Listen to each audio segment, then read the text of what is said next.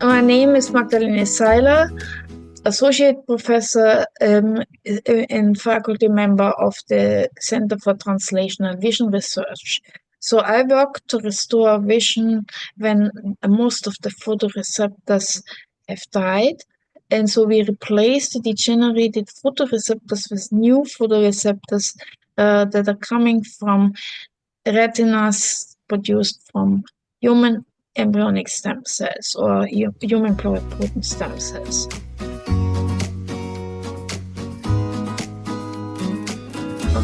Our hypothesis is that even when all the photoreceptors are gone, the inner retina with retinal ganglion cells and retinal bipolar cells is still functional.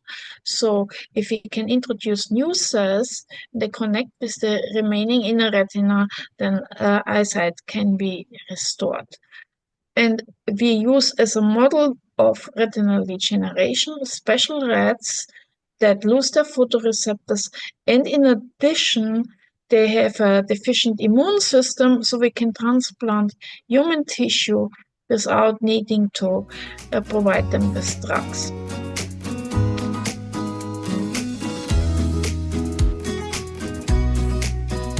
So to get the transplant from human pluripotent stem cells, we follow a protocol. We first make small aggregates of the stem cells and treat them with certain factors, and then they are plated on dishes inside a matrix, and these mini retinas develop spontaneously in the dish, and we can then cut them out, and they're in floating cultures, and they develop the different retinal layers, which we can see.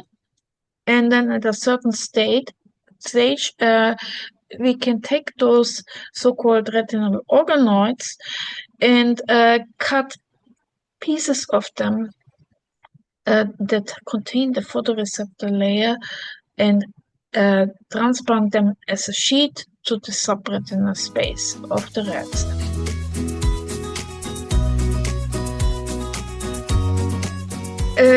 So after transplantation, we image these rats with optical coherence tomography, so we can follow the transplant over time. And we test those rats in different tests. One is like for visual acuity, like the eye chart, but it's set up for rats. And other one is to use electrophysiology to look at the brain, whether the brain responds to light. And then afterwards, we look at the transplant tissue to see how the photoreceptors in the transplant have developed and how the transplant has connected with the host retina.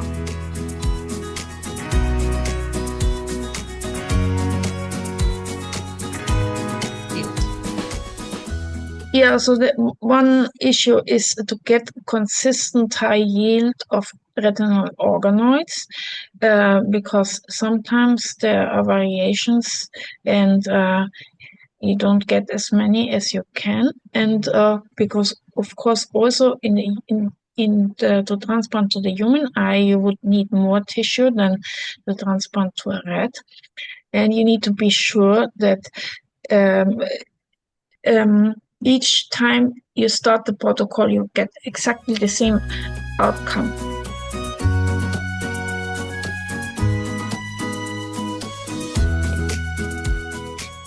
So in collaboration with Dr. Andrew Brown of the Center for Translational Vision Research, we're developing a microfluidic bioreactor that will enable us to maintain retinal organoids.